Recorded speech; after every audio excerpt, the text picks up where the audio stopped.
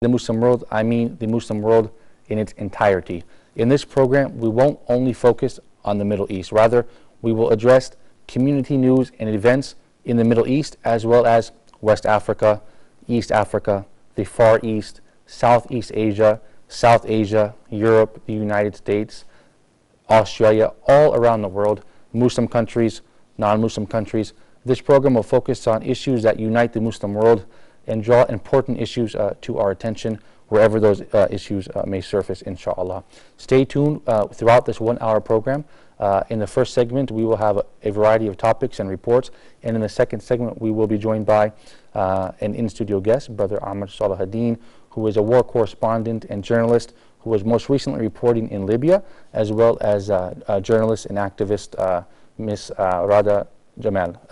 So stay tuned for that. Having said that, let me just get into our program and highlight the topics that we will be speaking about this evening. First of all, we'll speak a little bit about Iraq. And of course, as you know, the continued instability in Iraq since the second American-led invasion has been noteworthy and in the media constantly.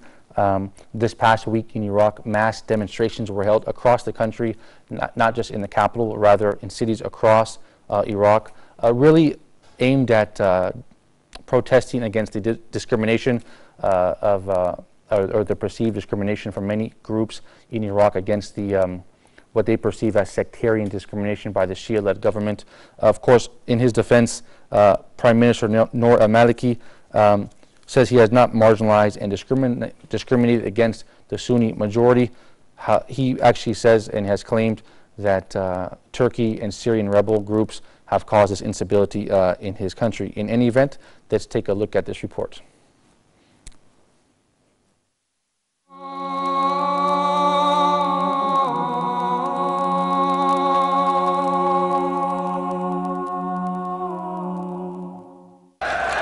Tens of thousands of Iraqi Sunnis angry over perceived second-class treatment by the Shiite-led government massed along a major western highway and elsewhere in the country on Friday for the largest protests yet in a week of demonstrations. The well-organized rallies underscore the strength of a tenacious protest movement that appears to be gathering support amongst Sunnis, whose sense of grievance has been increased by arrests and prosecutions that they feel underscore Shiite political dominance. The demonstrations took place on a main road to Jordan and Syria that runs through the cities of Fallujah and Ramadi in the Sunni-dominated desert province of Anbar, west of Baghdad. Several thousand protesters took to the streets in Fallujah, holding aloft placards declaring the day of Friday of Honor.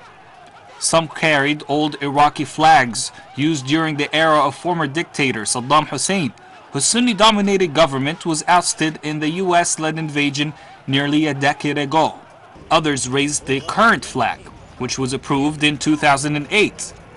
A few showed the banner of a predominantly Sunni rebels across the border, who are fighting to oust Syrian President Bashar al-Assad.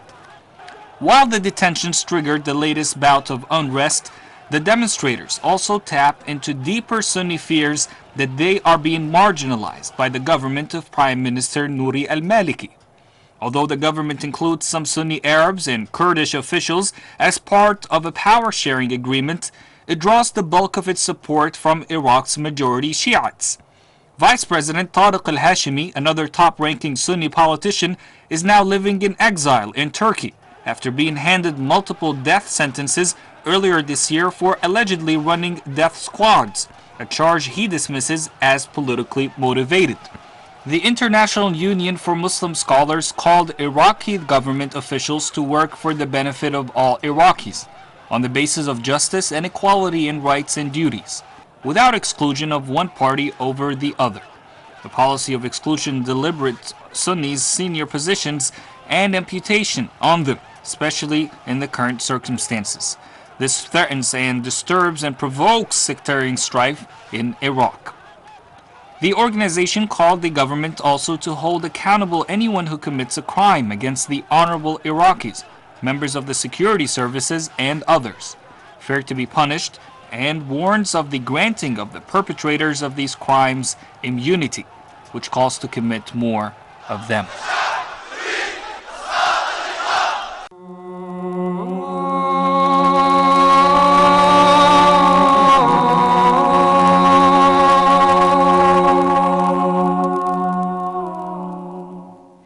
International outcry against the sexual assault and violent rape of a young Indian woman riding a public bus in in Delhi recently have only increased after her recent death in a Singapore hospital where she was airlifted for more advanced medical treatment.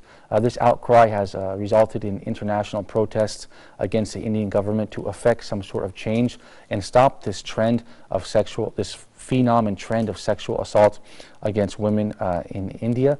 We certainly hope that justice is served in this cause, and we hope that the entire world also shares the same outrage and anger, and they take the same sort of action and spark international and massive protests throughout the entire world, not just the Muslim world, when these types of things happen against Muslims as well, all around the Muslim world, as we see violence in Iraq, Afghanistan, Palestine, and throughout in Syria as well. So we certainly hope the same treatment is shown to Muslims as well.